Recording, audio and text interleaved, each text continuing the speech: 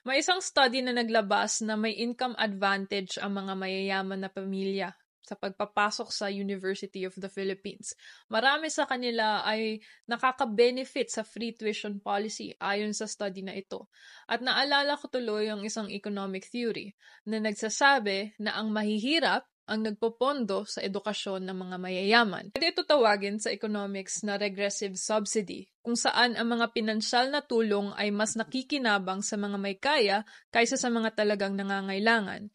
Maraming batang mahirap, for example, ay hindi kayang pumasa sa entrance exam tulad ng OPCAT, lalo na sa kasalukuyang learning crisis. Dagdag pa rito ay nagtatrabaho sila ng maaga, as early as 5 years old.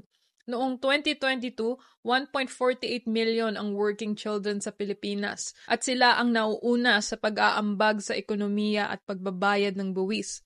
For example, by the time na 22 years old na ang isang mahirap na Pilipino, ay nagtrabaho na siya sa restaurant, BPO, online at iba pa.